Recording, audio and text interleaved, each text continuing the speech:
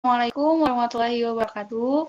Alhamdulillahirabbil alamin, wabihi nasta'in ala umuri dunya waddin. Wassalatu wassalamu ala asrofil anbiya'i wal mursalin wa ala alihi washabihi ajmain. Subhanaka la ilma lana illa ma 'allamtana innaka antal alimul hakim. Amma ba'du. Bagaimana kabar teman-teman semua? Semoga teman-teman semua diberikan kesehatan, sehat walafiat. Baik, pada kesempatan kali ini, video kali ini kita akan menyampaikan mengenai konsep dan manajemen bisnis yang akan disampaikan oleh Halwa Fauzia Amini, kemudian ada Miftah Wajana, pemateri ketiga ada Nila Sagita, kemudian ada Salma Rahmatunisa, dan yang terakhir ada Sofia Anggraini. Kepada pemateri pertama dipersilahkan.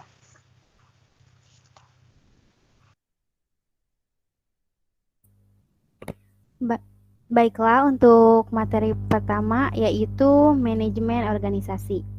Pengertian dari manajemen organisasi adalah proses dalam membuat perencanaan, pengorganisasian, mengendalikan dan memimpin berbagai usaha dari anggota organisasi dan menggunakan sumber daya organisasi untuk mencapai sasaran yang sistematis dan dapat memadukan bagian-bagian yang saling tergantung menjadi satu kesatuan yang utuh, di mana kewenangan, koordinasi, dan pengawasan dilatih untuk mencapai tujuan. Jadi, dengan adanya manajemen organisasi, sebuah organisasi akan berjalan dengan baik karena manajemen organisasi ini menjalankan semua sumber dayanya dengan baik. Selanjutnya, adapun tujuan dari manajemen organisasi. Yang pertama, membentuk koordinasi yang baik antar divisi maupun individu. Kemudian, membentuk kinerja sumber daya yang lebih efektif melalui pemberian rasa aman dan kesatuan di antara karyawan, menciptakan suasana lingkungan kerja yang damai dan positif, mendorong anggota agar bekerja dengan rasa tanggung jawab, mencapai tujuan utama perusahaan dengan cara-cara yang paling efisien melalui pembentukan karakter sumber daya. Jadi, tujuan utamanya dari manajemen dalam sebuah organisasi adalah untuk mencapai apa yang diinginkan oleh organisasi tersebut dengan cara yang seefisiensi mungkin. Selanjutnya ada fungsi dari manajemen organisasi. Apa saja sih fungsi dari manajemen organisasi? Yang pertama ada fungsi perencanaan atau planning. Jadi seorang manajer akan bertindak untuk merencanakan dan mempersiapkan kegiatan bisnis yang berkaitan dengan sumber daya. Fungsi ini menjadi langkah yang penting untuk menentukan keputusan yang akan diambil untuk masa depan, sehingga dapat menghindari kebingungan di setiap individu dalam organisasi tersebut. Yang selanjutnya ada fungsi pengorganisasian atau organizing. Fungsi ini manajemen harus dapat membuat kebijakan terkait penggunaan sumber daya. Fungsinya untuk mendapatkan kinerja yang terbaik dari karyawan. Untuk fungsi selanjutnya yaitu fungsi kepegawaian atau staffing.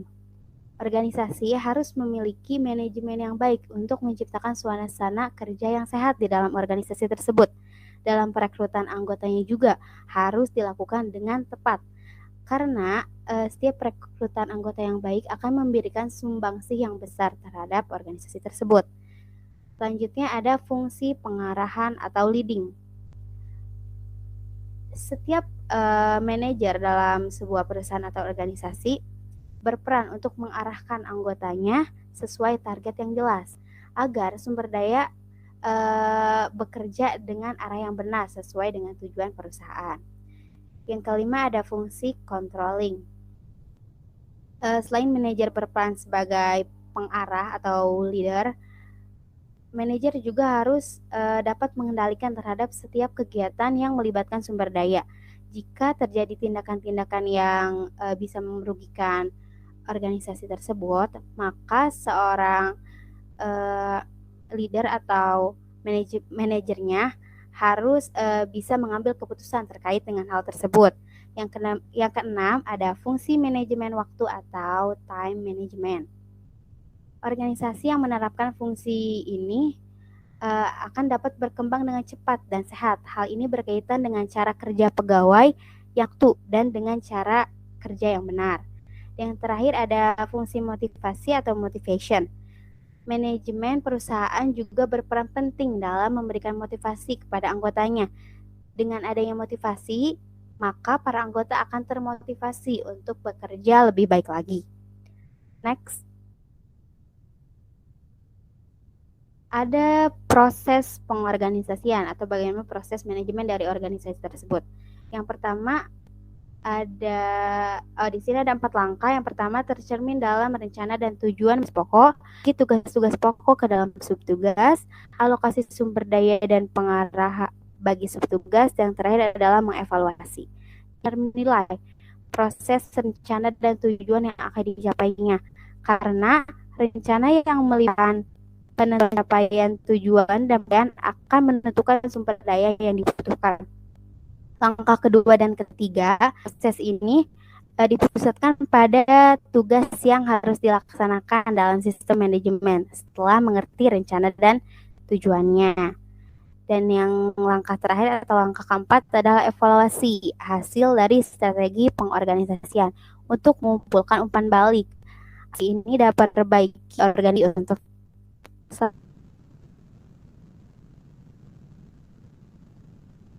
dilanjutkan oleh pemateri selanjutnya.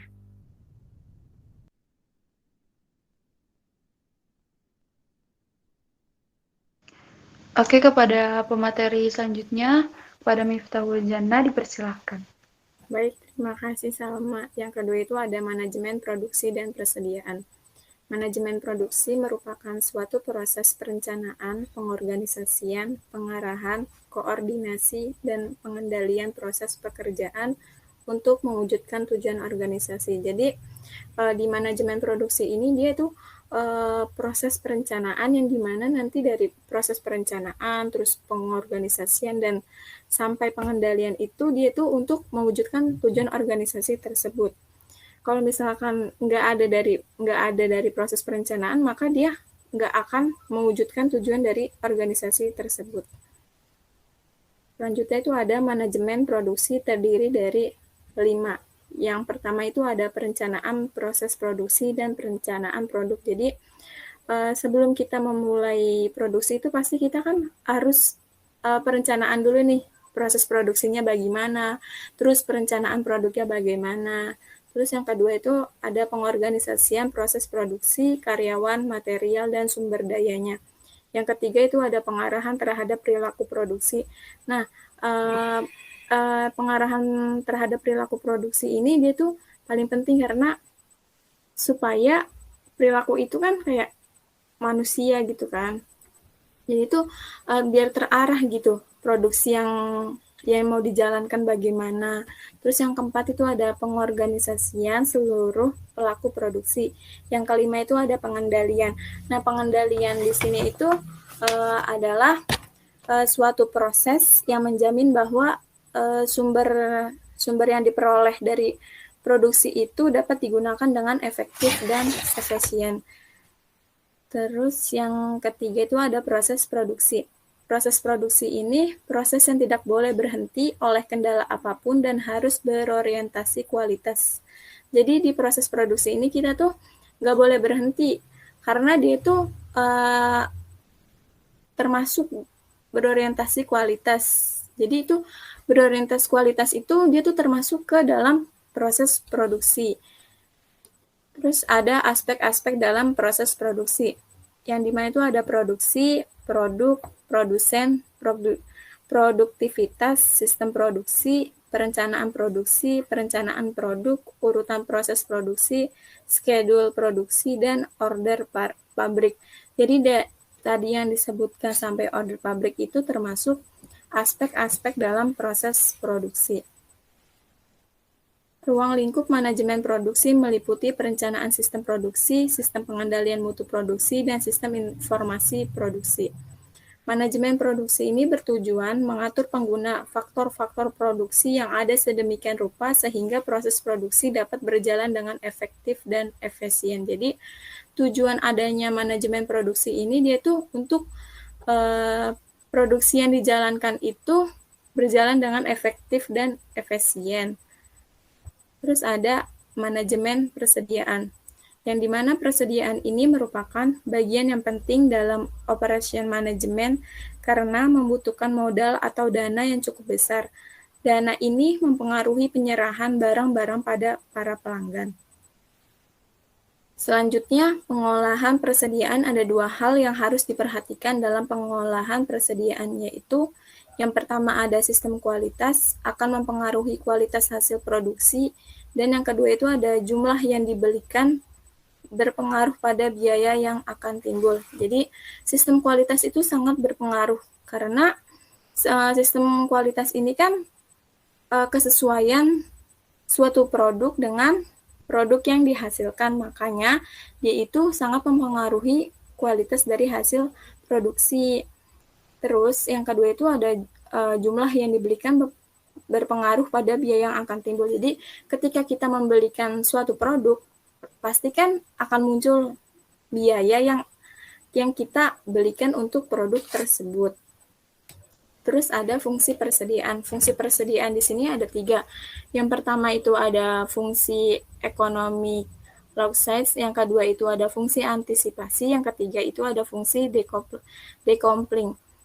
Fungsi economic low size ini adalah penyimpanan persediaan bahan dalam jumlah besar dengan mempertimbangkan adanya diskon pembelian, kapasitas dan kondisi gudang serta keperluan operasi.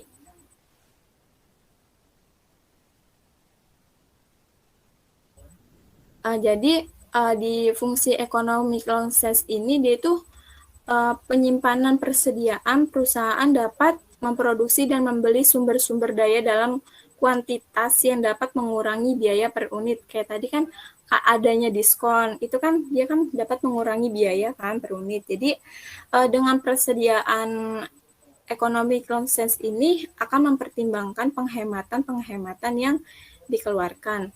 Yang kedua itu ada fungsi antisipasi. Fungsi antisipasi ini penyimpanan persediaan berfungsi sebagai penyelamatan jika terjadi keterlambatan datangnya pesanan atau jika ada permintaan pemusinan. Jadi banyak kan perusahaan nih mengalami fluktuasi kan, kayak turun-menurun kan. Jadi permintaan yang dapat diperkirakan yang diramalkan berdasarkan pengalaman atau data masa lalu, pasti kan dia kan sering fluktuasi itu ya turun-menurun lah. Terus di samping itu juga perusahaan juga sering dihadapkan bahwa ada ketidakpastian jangka waktu pengiriman barang tidak stabil, sehingga perusahaan itu harus antisipasi untuk cara menanggulanginya. Yang ketiga itu ada fungsi decoupling. Fungsi decoupling ini dilakukan oleh perusahaan yang mengadakan pengelompokan operasional secara terpisah, memungkinkan operasi internal dan eksternal mempunyai kebebasan. Jadi, fungsi penting persediaan ini kan fungsi decoupling, yang dimana itu memungkinkan operasi-operasi perusahaan internal dan eksternal mempunyai kebebasan independensi. Jadi, persediaan decoupling ini memungkinkan perusahaan itu dapat memenuhi permintaan langganan tanpa tergantung supplier. Jenis-jenis persediaan di sini, jenis-jenis persediaan itu ada 4, yang dimana ada persediaan bahan baku, persediaan barang dalam proses, yang ketiga itu ada persediaan MRO, maintenance and repair operation, yang keempat itu ada persediaan barang jadi. Selanjutnya akan dibacakan oleh pemateri ketiga. Baik, terima kasih kepada Nila. Selanjutnya akan dibacakan oleh Nila Sagita mengenai manajemen sumber daya manusia. Kepada dipersilahkan. Baik, terima kasih Salma.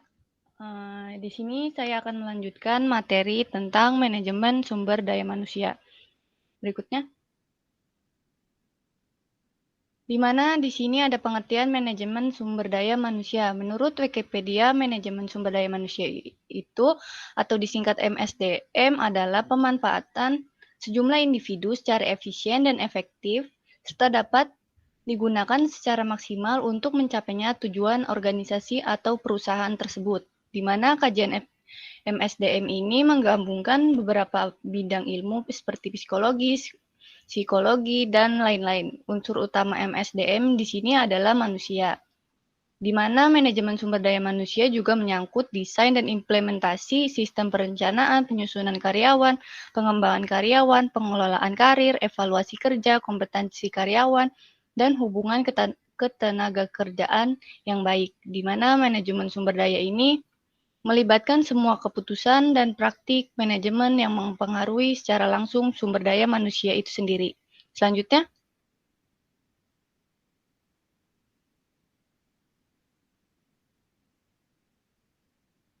berikutnya, next. Ya, di mana di sini ada fungsi-fungsi MSDM.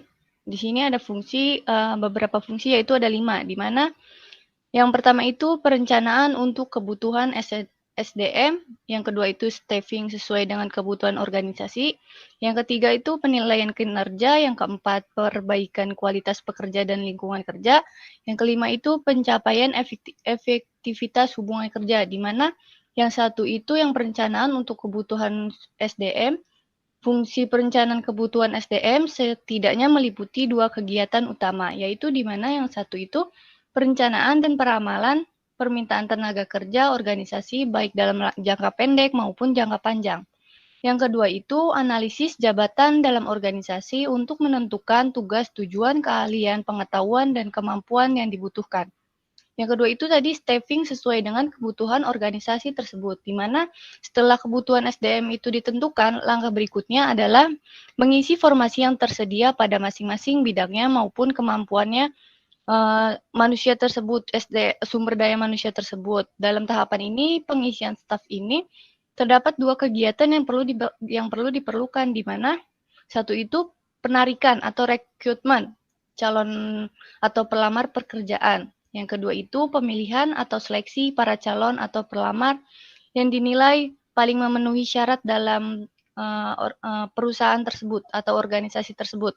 Yang ketiga itu penilaian kinerja, di mana kegiatan ini dilakukan setelah calon pelamar dipekerjakan dalam keorganisasian tersebut atau perusahaan tersebut, menentukan bagaimana sebaiknya bekerja dan kemudian memberi penghargaan atas kinerja yang dicapai oleh SDM tersebut. Sebaiknya organisasi juga harus menganalisis jika terjadi kinerja negatif di mana pekerja tidak dapat mencapai standar kinerja tersebut. Dalam penilaian kinerja ini dapat dilakukan dengan 2 kegiatan utama, yaitu di mana satu penilaian dan pengevaluasian perilaku pekerja tersebut. Yang kedua itu analisis dan pemberian motivasi kepada perilaku pekerja tersebut atau SDM tersebut. Yang selanjutnya itu, yang keempat itu tadi perbaikan kualitas pekerja dan lingkungan kerja, di mana saat ini pusat perhatian MSDM itu mengarah kepada 3 kegiatan yang strategis, yaitu yang di mana satu menentukan, merancang dan mengimplementasikan program pelatihan dan pengembangan SDM guna meningkatkan kemampuan kinerja karyawan tersebut atau SDM tersebut. Yang kedua itu memperbaiki kualitas lingkungan kerja, khususnya melalui kualitas kehidupan kerja dan program-program perbaikan produktivitas. Yang ketiga itu memperbaiki kondisi fisik kerja guna memaksimalkan kesehatan dan keselamatan para pekerja tersebut.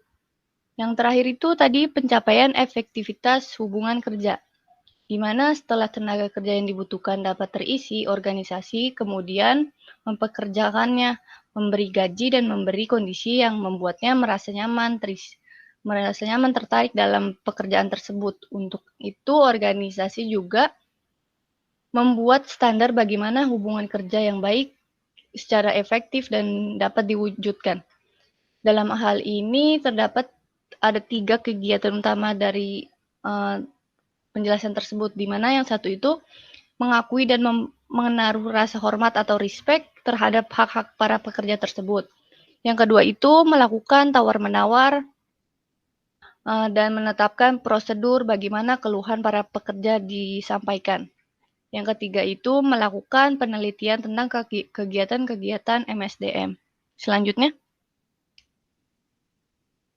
setelah tadi fungsi MSDM, sekarang ada tujuan MSDM, di mana tujuan itu memberi pertimbangan manajemen dalam membuat kebijakan SDM untuk memastikan bahwa organisasi ini memiliki pekerja yang bermotivasi dan berkinerja tinggi, memiliki pekerja yang selalu siap dan mengatasi perubahan dan memenuhi kewajiban pekerjaan secara ilegal. Yang berikutnya itu tujuannya mengimplementasikan dan menjaga semua kebijakan dan prosedur SDM yang memungkinkan organisasi mampu mencapai tujuan yang sudah ditetapkan. Yang ketiga itu membantu dalam mengembangkan arah keseluruhan organisasi tersebut dan strategi di mana khususnya yang berkaitan dengan implikasi SDM tersebut.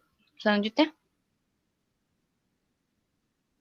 di sini ada memberi dukungan dan kondisi yang akan membantu manajemen dalam lini mencapainya tujuan tersebut. Berikutnya itu menangani berbagai krisis dan situasi sulit dalam hubungan antar pekerja atau meyakinkan bahwa mereka tidak menghambat organisasi tersebut dalam mencapai tujuannya. Yang selanjutnya itu menyediakan media komunikasi antar pekerja dan manajemen organisasi. Selanjutnya itu bertindak sebagai pemelihara standar organisasional dan nilai dalam manajemen SDM. Jadi di sini untuk keseluruhannya dari MSDM itu manusia atau sumber daya manusia merupakan elemen yang paling penting untuk berlangsungnya proses kegiatan yang terjadi pada suatu organisasi maupun dengan juga berkaitan langsung dengan sumber daya yang lainnya seperti uang untuk modal, teknologi untuk yang berlangsungnya produksi, metode dan strategi yang digunakan untuk beroperasinya suatu kegiatan perusahaan untuk mencapai tujuan keberhasilan perusahaan tersebut. Terima kasih, akan dilanjutkan oleh pemateri berikutnya.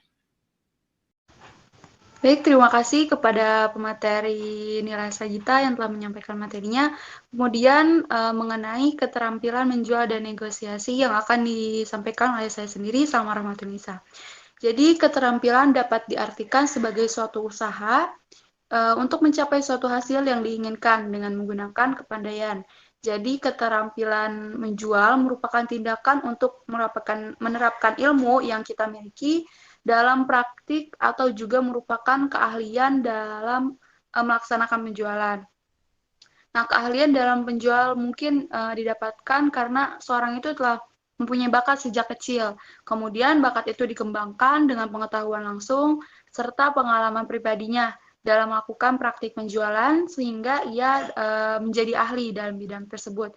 Nah, keterampilan menjual juga merupakan hal penting yang perlu menjadi pemikiran bagi pihak perusahaan sehingga pengelolaan tenaga penjual yang baik harus benar-benar menjadi suatu perhatian. Keterampilan menjual yang baik juga akan memberikan kemudahan dalam menguasai serta menangani proses penjualan. Selanjutnya. Nah, selanjutnya itu ada 5 langkah yang mempengaruhi rencana penjualan. Yang pertama itu memahami perencanaan yang akan disusun untuk meningkatkan penjualan. Jadi kita harus sejak awal kita menyusun itu, kita harus benar-benar paham apa yang akan menjadi rencana kita gitu untuk menghasilkan penjualan tersebut. Nah, poin yang kedua itu memiliki pengetahuan mengenai produk dan cara kerjanya. Seperti kita melakukan presentasi penjualan, kemampuan bertanya serta kemampuan tenaga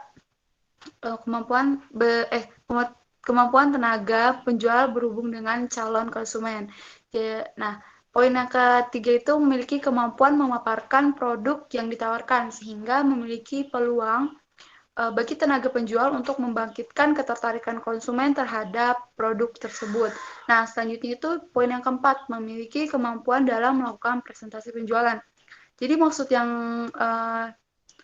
presentasi itu hampir mirip dengan orasi atau memaparkan keunggulan dari produk yang ditawarkan pada konsumen. Jadi ada keterampilan tertentu yang harus dikembangkan dalam presentasi, di mana presentasi penjualan yang disampaikan membuat konsumen itu tertarik untuk membeli produk tersebut. Nah, selain itu juga cara memperoleh perhatian atau penyampaian presentasi pembeli itu dengan sikap, perilaku, bahasa, tindakan, cara berpakaian, dan cara berbicara yang baik. Kemudian bisa membuat kesan pertama yang menyenangkan sehingga konsumen itu yakin akan membeli produk kita gitu. Nah, Poin yang terakhir itu memiliki kemampuan bertanya kepada konsumen. Nah, kemampuan ini sebenarnya wajib dikuasai oleh tenaga penjual. Jadi, sehingga mereka tuh dapat memahami kondisi pelanggan. Nah, dengan cara ini, tenaga penjual juga dapat membaca situasi dan kebutuhan konsumen. Jadi, seseorang penjual yang baik itu juga harus dapat menghadapi pembeli dengan cara yang benar. Jadi kayak misalkan menanyakan apa yang dibutuhkan dari konsumen tersebut. Jadi dapat dengan mudah menentukan keputusan untuk para konsumen itu untuk membeli produk kita gitu. Jadi kelima langkah tersebut juga sebagai dapat mendukung kesuksesan sebagai tenaga penjual atau selling skill dalam melakukan pekerjaannya sebagai tenaga penjual. Baik, kepada pemateri berikutnya yaitu Sofia Anggraini dipersilakan. Baik, terima kasih Salma. Selanjutnya kita akan masuk ke penjelasan dari keterampilan bernegosiasi.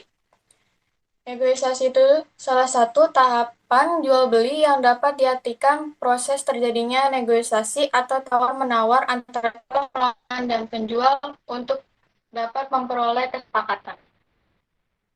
Di sini, menurut Hartaman, ada beberapa hal penting yang perlu diperhatikan dalam keterampilan bernegosiasi. Antara lain, yang pertama itu persiapan. Dalam persiapan yang baik merupakan salah satu kunci sukses negosiasi. Tanpa adanya persiapan yang baik, hasil yang diperoleh dalam negosiasi tidak akan memuaskan. Jadi, jika tidak ada persiapan negosiasi dalam mengalami kegagalan dan akan menimbulkan rasa kecewa bagi kedua belah pihak antara penjual dan pembeli. Selanjutnya yang kedua itu memulai negosiasi. Dalam memulai negosiasi, ada beberapa hal penting yang perlu diperhatikan, antara lain memilih waktu yang tepat, tempat yang tepat, pengaturan tempat duduk yang tepat, menciptakan suasana yang positif dan santai, menetapkan agenda, merumuskan tawaran atau posisi pembuka, menghadapi konflik, berkomunikasi secara efektif, meningkatkan keterampilan mendengarkan peringatan, mencapai kesepakatan dengan lebih cepat. Selanjutnya yang ketiga itu strategi dan taktik. Dalam bernegosiasi, ternyata strategi dan taktik ini juga sangat penting dalam keberhasilan negosiasi antara kedua belah pihak. Menurut Kamus Webster, strategi dapat didefinisikan sebagai rencana atau metode yang teliti atau tipu daya yang cerdik. Sedangkan yang dimaksud dengan taktik lebih mengacu pada setiap metode yang digunakan untuk mencapai tujuannya, yaitu mencapai kesepakatan dalam bernegosiasi. Yang keempat itu kompromi. Kompromi merupakan salah satu upaya menuju pencapaian kesepakatan kedua belah pihak dalam bernegosiasi. Jadi, dengan kompromi ini, penjual dan pembeli akan sepakat menerima hasil negosiasinya itu. Selanjutnya, yang kelima, menghindari kesalahan taktis. Pastinya kita tidak ingin nggak sukses dalam bernegosiasinya itu kan, agar dapat harga yang kita inginkan. Nah, di sini ada beberapa hal yang perlu dihindari kesalahan dalam melakukan negosiasi. Misalnya, mengajukan permintaan awal yang tidak logis. Permintaan yang tidak logis itu gimana? Permintaan yang tidak logis itu permintaan yang tinggi itu dari penjualnya dan permintaan atau penawaran rendah dari pembelinya itu. Next. Selanjutnya di sini menurut Cash, keterampilan bernegosiasi dapat dibedakan ke dalam dua kelompok besar. Yang pertama itu keterampilan konvensional atau conversion skill. Untuk negosiator konvensional, definisi dari keterampilan konvensional ini adalah menggunakan pertanyaan terbuka. Maksud dari pertanyaan terbuka ini seperti umumnya memerlukan jawaban yang lebih panjang, bukan jawaban yang iya ataupun tidak.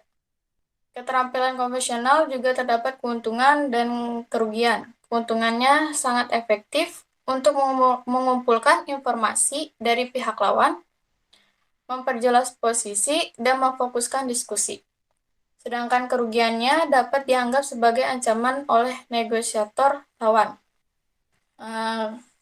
Yang kedua itu, keterampilan non-konvensional atau non-konvensional skill untuk negosiator konvensional.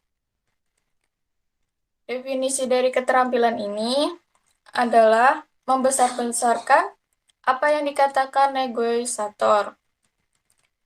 Maksud membesar-besarkannya itu adalah penjual melebih-lebihkan tawaran dari pembeli itu sendiri. Dan dari keuntungan dari keterampilan non-konvensional ini adalah menciptakan efek kejutan yang pada akhirnya akan menguntungkan penjual. Dan untuk kerugiannya dari keterampilan konvensional ini adalah dapat menyebabkan ambiguitas atau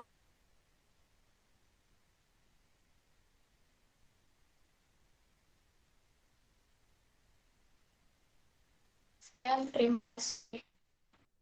Baik, terima kasih kepada pemateri terakhir yaitu Sofyan Gaini, dan terima kasih juga kepada pemateri-pemateri sebelumnya yang telah menyampaikan materinya dengan begitu sangat baik.